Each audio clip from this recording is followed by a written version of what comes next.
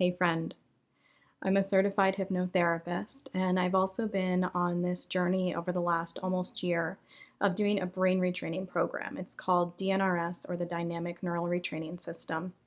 And something that I have been thinking about a lot while doing that program is this small thing that I think actually makes a really big difference in our health, in our happiness, in how we show up in the world.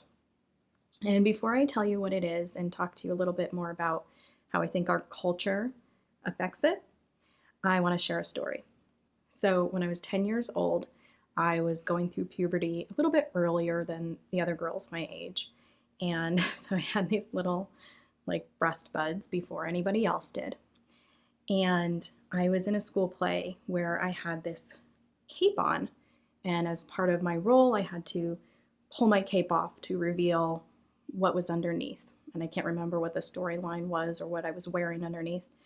But I learned later on that when I was doing that up on stage, feeling really confident and proud of myself and excited to be doing this show, the other 10-year-old boys were talking about me because as I had pulled my cape off, it sort of pulled my shoulders back. And so they were all paying attention to my chest. So this was a very early lesson that how we show up and how we physically present ourselves and how we stand affects the kind of attention we get. And the reason I bring this up is because I realized when I was starting my brain retraining program that my posture was very stooped. I remember looking in the mirror, or not looking in the mirror, looking in the window one time. I was just cooking or something, and looking in the window and seeing how hunched over I was. And I realized that when we're going throughout our days, the way that we stand tells our brains a message. And the message my brain was getting was, there's something to be scared of because you're trying to make yourself smaller. And I realized that I wanted to give my brain the message that I feel confident, that I feel self-assured.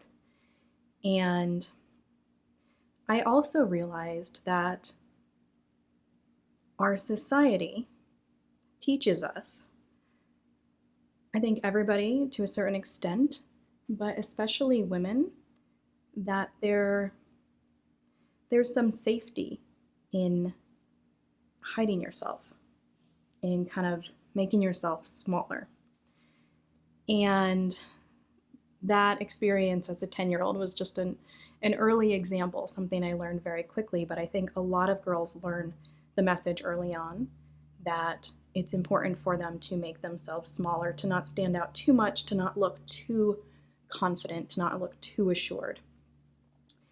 And I think we also, as we grow up, there's a lot of body image stuff that comes around as well with you don't want your stomach to be, standing out. So I think a lot of girls will kind of hunch over and kind of hold their stomachs. Or if you have big breasts, you don't want to be, what's the word I'm looking for? I can't think of the right word, but I know that I have spent a lot of time definitely shoulders down a little bit because I didn't want to be, I didn't want that to be what was seen. And there's an interesting thing happening where we can see this. Y'all might think I'm reaching, but I don't think I am. Let's talk a little bit about Catherine Middleton, or Kate Middleton, and Meghan Markle, and how the two of them stand and how they're perceived. There's a lot of other things going on there. This is just one very small piece of it, but I think it's important. So Kate Middleton has always had kind of stooped shoulders. She's very tall, and she stands straight, but her shoulders have always been a little bit stooped, a little less confident than I think she could have been. That was a judgment right there. I'm just noticing that. catching myself. But yes, Kate Middleton, if you look at her pictures, you can always see, especially when she's in ball gowns, that her shoulders are a little bit rounded. And I think the perception of that is actually that people like that because it makes her seem humble. And that's a word I hear all the time associated with her or not here, but see in YouTube comments, is she's so humble. She knows her place. I've seen people say this so much, especially women. She knows her place. And of course, in that hierarchy, in the British royalty, she does have a place, and she is technically below William. And so it's seen as her standing in her place by standing a little bit behind. I think the fact that her shoulders are a little bit stooped, she's making herself a little bit smaller than him. I'm going to let my cat out. I'll be right back.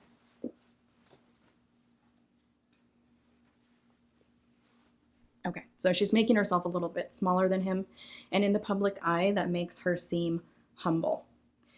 Meghan Markle, on the other hand, she has always stood very tall. Her shoulders are very much back. And I've looked at pictures of her before she married Harry, and she didn't stand like that necessarily. But she does come from Hollywood, where, you can see that actresses are taught to really have their shoulders back because it's going to give you a better photo, a more flattering photo. But when she married Harry, you can start to see that, especially in all these royal engagements, she started standing with her shoulders really back, standing very, what I think she wanted people to see as confidently. But I think she also was trying really hard to show her respect and to show that she really cared about this. I think the way that it came across instead, because her shoulders were back and she was standing up, was arrogance. And I think it came across as arrogance because she's a woman. And so people will always say in the comments things about how she's not humble, about how she doesn't know her place, about how she wants to be in front of Harry. She wants to be seen as, the person wearing the pants in that family. And I think that this is a really interesting thing about how the public and how people and how women perceive other women. And so there's two things going on here where I think if we are stooping our shoulders and not standing straight, we're telling our brains we're trying to make ourselves smaller because there's something scary.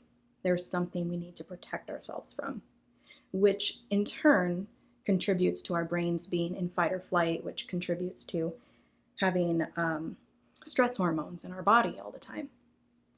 So on the one hand, we want to be standing tall. We want to be more confident. On the other hand, as a society, we are teaching young girls, that in order to be seen as humble, in order to be seen as the right kind of woman, you want to stand a certain way. You want to present yourself a certain way, and that should look a little bit smaller. Not too small. You don't want to be seen as mousy, right? But not Meghan Markle confident either. You have to be somewhere in the middle, which is where Kate Middleton has this sweet spot. She does it really well. I don't think it's on purpose. I think it's just, that's how she is. But I think it's really interesting. And I have been actively working on standing taller, noticing my posture and trying to really improve my posture. And even when I do these videos, when I watch them back later, a lot of the time I notice that my shoulders are kind of rounded. So I try to do better with that.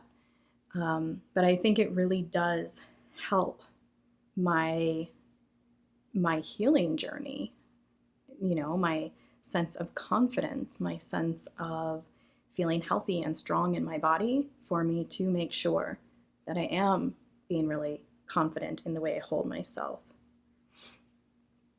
So for you, what I want you to notice is, how do you hold yourself throughout the day? Are you holding yourself confidently? Are you kind of holding yourself back? Are you, having stooped shoulders, or presenting yourself, not even to others, but just to yourself in a way that isn't confident? And also, what are the stories that that you've learned over the years, that you learned as a little kid, about how you should be presenting yourself and how it's acceptable or not acceptable for you to show up in the world? So just something I wanted to share, something I've been thinking about, and I would love to hear your thoughts in the comments as well. See what you think about this. Okay, bye.